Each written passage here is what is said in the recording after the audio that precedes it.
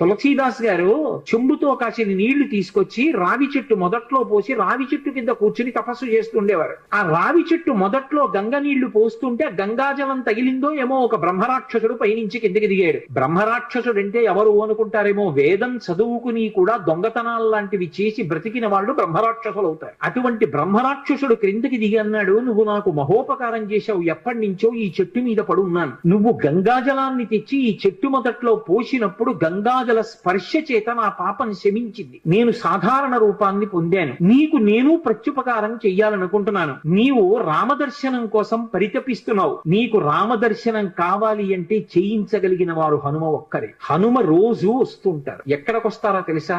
ఎక్కడెక్కడ రామనామం జరుగుతుందో, ఎక్కడెక్కడ రామనామం ప్రస్తావనకు వస్తుందో, ఎక్కడెక్కడ రామ కథ చెప్పబడుతుందో అక్కడ ఉంటారు. కాశీలో హనుమాన్ ఘాట్ లో ఒక వ్యక్తి రోజు రామాయణం చెప్తున్నాడు. అక్కడికి వచ్చి కూర్చుంటారు. ఎలా గుర్తుపడతావో తెలుసా? అందరికన్నా ముందు సభలోకి వస్తారు. అందరికన్నా ఆఖరణ కళ్ళ నీళ్ల పెట్టుకుని ఒక్కడు తలదించుకుని నడిచి వెళ్ళిపోతూ ఉంటాడు. నువ్వు గుర్తుపట్టి వెంట వెళ్ళు అన్నారు. తులసీదాస్ గారు హనుమాన్ ఘాట్ కి వెళ్ళి కూర్చున్నారు. అందరికన్నా ముందు ఒక వ్యక్తి వచ్చాడు రామాయణం వినడానికి. అందరూ వెళ్ళిపోయిన తర్వాత తల ఉంచుకుని కన్నులమ్మట నీరు కారుతుండగా వెడుతున్నాడు. తులసీదాస్ గారు ఆయన వెంటబడ్డారు. ఆ వ్యక్తి కనిపెట్టాడు, ఎవరో నన్ను వెంబడిస్తున్నారని. ఆయన హనుమ ముందు వెడుతున్నవారు. వెనక్కి తిరిగి గద్దించారు. ఎందుకు నా వెంట వస్తున్నావు? ఆగక. కాదు, నాకు రామదర్శనం కావాలి, నీ వల్లే జరగాలి. వెళ్లి కాళ్ళ మీద పడ్డారు. కాళ్ళ మీద పడితే ఆయన ఒక స్థలాన్ని చెప్పారు. అక్కడ కూర్చుని నువ్వు జపం చెయ్యి, తపస్సు చెయ్యి, నీకు రామదర్శనం అవుతుందన్నారు. తులసీదాస్ గారు కూర్చుని తపస్సు చేస్తున్నారు. తపస్సు చేస్తుంటే